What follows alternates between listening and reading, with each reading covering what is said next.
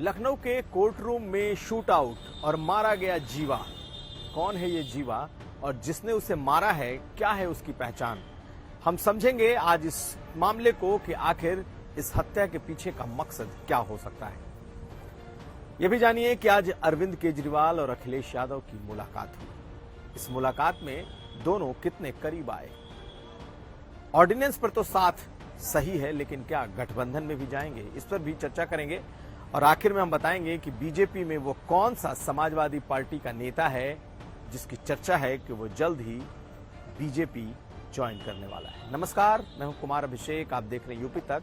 हम हाजिर हैं अपना न्यूज शो आज का यूपी लेकर। आज लखनऊ में अचानक ही एक सनसनीखेज वारदात हो गई। लखनऊ के अदालत के SC/ST कोर्ट रूम में एक शख्स अत्याधुनिक हथियार लेकर घुसा और उसने संजीव माहेश्वरी उर्फ जीवा की सरेआम हत्या कर दी। कौन है ये संजीव माहेश्वरी, संजीव जीवा? तो आपको बताएं कि 3 दशकों का इसका आपराधिक इतिहास रहा है। ब्रह्मदत्त द्विवेदी हत्याकांड से लेकर कृष्णानंद राय के मर्डर तक में इस जीवा का नाम आता रहा है। ये मुख्तार अंसारी का सबसे करीबी और सबसे खास शूटर कभी हुआ करता था। 3 दशकों का इसका क्राइम इतिहास है और पश्चिम का रहने वाला ये जीवा पूर्वांचल में मुख्तार अंसारी का सबसे ट्रस्टेड हैंड माना गया था। आज जब इसकी हत्या हुई उसके बाद कई सवाल भी खड़े हुए कि आखिर एक शख्स जिस पर 22 संगीन मुकदमे चल रहे थे, जिसमें से तकरीबन 17 में तो वो बरी हो चुका था, लेकिन 5 मुकदमे ऐसे थे जो कि बेहद ही संगीन थे और उस पर उसकी डे टू डे सुनवाई चल रही थी। जीवा के बारे में कहा जाता है कि वो उसे अदालत में भारी सुरक्षा में लाया जाता था। वो बकायदा बुलेट प्रूफ जैकेट पहनकर उसे लाया जाता था, लेकिन आज उसके पास बुलेट प्रूफ जैकेट नहीं थी और आज अदालत में उसे कोर्टरूम के भीतर ही एक शख्स ने गोली मार दी। इस तस्वीर को देखिए। जिस वक्त यह घटना घटी उस वक्त के अफरा तफरी का यह वीडियो है। पहले इसने गेट के बाहर 3 गोलियां मारी और जैसे ही जीवा कोर्ट के भीतर भागा, अदालत के भीतर भागा, वहां पहुंचकर वकीलों के बीच में इसने 4-5 गोलियां और दाग दी। उसकी वहीं मौके पर मौत हो गई थी। बाद में वकीलों ने इसे और पुलिस ने मिलकर उसे पकड़ा। इसका चेहरा साफ दिखाई दे रहा है। जब इसके बारे में तफ्तीश हुई तो पता ये चला है, अभी तक हालांकि इसकी पुष्टि पुलिस की तरफ से अभी तक नहीं हुई है, लेकिन देर रात तक हो जाने की उम्मीद है। वो ये कि इसका नाम विजय यादव है। ये लड़का जौनपुर के गांव का रहने वाला है और उसने ही इस घटना को अंजाम दिया है, क्योंकि ये रंगे हाथों पकड़ा गया। इसके चेहरे पे कोई शिकन भी आपको नहीं दिखाई दे रही। लेकिन बड़ा सवाल ये कि आखिर ये शूटर किसका है? आखिर इसने संजीव जीवा को क्यों मारा? वो कौन सा ऐसा राज है जो संजीव जीवा के साथ ही खत्म हो जाता? इसमें 2 थ्योरी है। एक ये है कि सरकार के पास एक पूरी लिस्ट तैयार है जिसमें उन सभी अपराधियों, माफियाओं की ऐसी लिस्ट है, ऐसी सूची है जो बेहद ही गंभीर अपराध में है और पुलिस उन्हें जिंदा या मुर्दा पकड़ने की ताक में होती है। लेकिन ये एक नया ट्रेंड दिख रहा है। जिस तरीके से अतीक और अशरफ की हत्या हुई पुलिस कस्टडी में, यह भी एक तरीके से पुलिस कस्टडी में ही मारा गया। तो क्या मुख्तार अंसारी और उसके करीबियों की शामत आ चुकी है?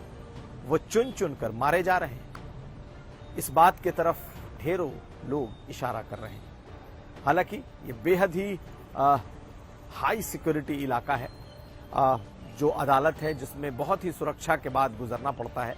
तो ये भी सवाल खड़े हो रहे हैं कि आखिर वो कैसे वहां तक पहुंचा। कुछ चश्मदीदों ने कुछ बातें कही हैं, कैसे उसकी मौत हुई, कैसे उसे गोलियां मारी गईं, लोग वहां कहां छुपे थे, कैसे उसे पकड़ा गया। सुनिए इन बयानों को। गेम खेला जा रहा है मोबाइल में बैठ करके। अच्छा, किसी की मौत मृत्यु भी हुई है? मोबाइल पे गेम खेलने की पुलिस किसी की मौत भी हुई है? हाँ, 2 बच्चों को डेथ हो गई। कंफर्मेशन नहीं है, की डेथ हो गई है या नहीं हुई, क्योंकि अंदर जाने को मिल नहीं रहा है। उस रूम को बंद कर दिया गया, घायल करने को ले जाया गया है मेरे सामने अस्पताल। की घटना है जब ये हुआ तो आप ये शाम बज रहे होंगे 4:30 के अराउंड, उससे थोड़ी देर पहले का मामला है। 4 से 4:30 के बीच का ये मामला है और 4:30 तक मैक्सिमम लोग यहाँ से निकल जाते हैं। इस वजह से जो है इतना दिखा नहीं। 3:30 पौने 4 बजे के मध्य में वहाँ पे महिलाओं ने सबसे पहले जलावड़ा लगाया, उसके बाद ही पता चल पाया कि क्या हुआ है। जी पुलिस जो है ले जा रही थी, अपराधी को लेकर जा रही थी, यहाँ रोकने का बहुत अथक प्रयास किया गया, उन्होंने रोकने से मना कर दिया। इस दौरान जी जो सुरक्षा कैमरे में देखिए जो सुरक्षा हाईकोर्ट में होती है, जो दिल्ली सिविल कोर्टों में आप हमने देखा है, जो सुरक्षा यहाँ तक कि एडवोकेट की भी वहाँ तलाशी होती है, तो यहाँ भी सुरक्षा उसी तरह पे की जाए कि सबकी तलाशी ली जाए। और ये तो एक लॉ एंड ऑर्डर फेलियर है प्रशासन का कि जब एक कोर्ट में आकर अगर अपराधी इस तरह की हत्या करता है, वारदात करता है, तो सुरक्षित कोई नहीं है। ये तो एक यूपी सरकार पे प्रश्न लग रहा है, प्रशासन पे लग रहा है। यहाँ की सुरक्षा हाईकोर्ट की तरफ से की जानी चाहिए और तत्काल की जानी चाहिए। तो आपने चश्मदीदों को सुन लिया कि कैसे कोर्टरूम में यह हत्या हुई है। वकीलों की नाराजगी भी आज साफ साफ दिखाई दी जब इस हत्या के बाद सैकड़ों की तादाद में वकील बाहर निकल आए और उन्होंने खूब जमकर प्रशासन के खिलाफ नारेबाजी की और वकीलों की सुरक्षा को लेकर बातें कही। लेकिन इससे बात एक और जुड़ती है, वो ये कि आखिर जीवा की हत्या का असर कहां है। जीवा को अगर कोर्टरूम में मारा गया तो इसका असर कहां जाएगा। तो आपको बताएं कि ये दोहरा झटका है मुख्तार अंसारी के लिए। मुख्तार अंसारी 2 दिन पहले पहली बार किसी मामले में आजीवन कारावास की सजा उसे मिली है। अवधेश राय हत्याकांड में उसे आजीवन कारावास मिली है, और वो भी एक ऐसा मामला जिसमें स्टेशन डायरी तक गायब हो चुकी थी। पहली बार ऐसा मामला हुआ है जिसमें उसे सजा दी गई है आजीवन कारावास की। और बताया ये जा रहा है कि मुख्तार अंसारी बांदा के जेल के अपने सेल में बिल्कुल गुमसुम है। कहा यह जा रहा है कि दिमागी तौर पर उस पर कुछ असर भी हुआ है और वो लोगों से बात नहीं कर रहा। जेल के भीतर के जो अधिकारी हैं, जेल के वार्डन, ऐसे लोगों से इशारों में बात कर रहा है। और पहले उसे सजा हुई और आज उसका एक और करीबी मारा गया। ये उसके लिए दोहरे झटके जैसा है। यूपी पुलिस पर भले ही ये सवाल उठ रहे हैं कि आखिर कैसे उसकी सुरक्षा में दुर्दांत अपराधी और बड़े माफिया मारे जा रहे हैं, लेकिन शायद यूपी पुलिस को इसकी परवाह नहीं है, क्योंकि एक एक करके उसकी लिस्ट से दुर्दांत अपराधियों के नाम कम होते जा रहे हैं। अब इस पर मुख्यमंत्री योगी आदित्यनाथ ने एक एसआईटी गठित कर दी है और पुलिस की एक आला अधिकारियों की एक टीम 1 हफ्ते में रिपोर्ट देगी। अब अगली खबर। समाजवादी पार्टी को जल्द ही एक बड़ा झटका लग सकता है। दरअसल ये बीजेपी के ऑपरेशन पूर्वांचल का एक हिस्सा है, एक पार्ट है।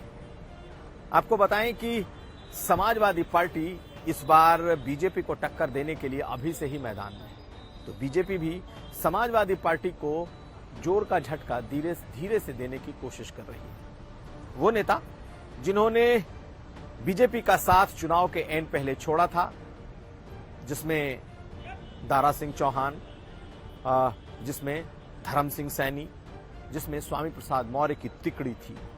तो आपको बताएं कि धर्म सिंह सैनी पहले ही बीजेपी के तरफ आ चुके हैं। चर्चा यह है कि समाजवादी पार्टी के विधायक जो कि उस तिकड़ी के हिस्सा थे, दारा सिंह चौहान, वो जल्द ही बीजेपी का दामन थाम सकते हैं। हालांकि दारा सिंह चौहान की तरफ से अभी तक इस बारे में कुछ नहीं कहा गया, लेकिन जो खबरें निकल करके आ रही हैं वो यही दिखा रही हैं, वो ये बता रही हैं कि जल्द ही बीजेपी में दारा सिंह चौहान शामिल हो सकते हैं। यूपी तक ने उनसे बात करने की कोशिश की, लेकिन उनसे बात नहीं हो सकती है। यानी वो तिकड़ी जिसके बारे में कहा गया था कि ओबीसी और ओबीसी के वो नेता जिन्होंने बीजेपी का दामन छोड़ करके 2022 में सपा का दामन थामा था और अखिलेश यादव की सरकार बनाने की मुहिम में सबसे आगे थे, उसमें से 2 चेहरे अब वापस बीजेपी की तरफ मुड़ते हुए दिखाई दे रहे हैं। धर्म सिंह सैनी के बाद अब अगला नाम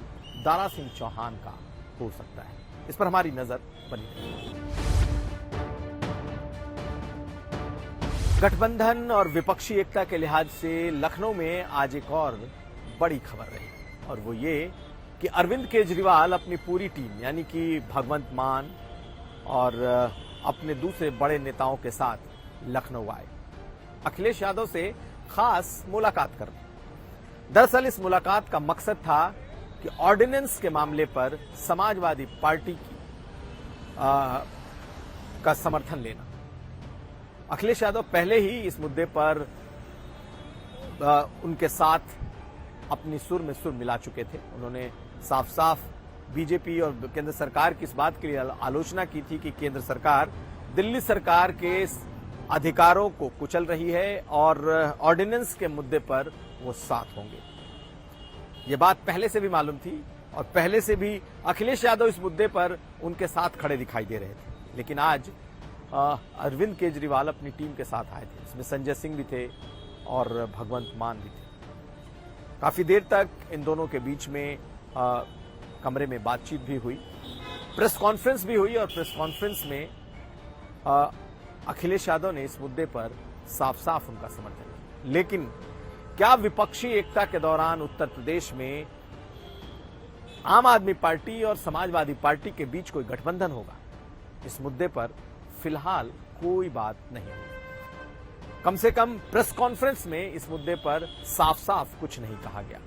ऐसे में चर्चा यह जरूर है कि आम आदमी पार्टी भी इस विपक्ष के अलायंस का हिस्सा उत्तर प्रदेश में हो सकती है। लेकिन फिलहाल इस मुद्दे पर अभी तक कोई राय या कोई एक मत निकलकर सामने नहीं आया। तो ये था आज का यूपी। हम फिर हाजिर होंगे, तब तक आप देखते रहिए यूपी तक।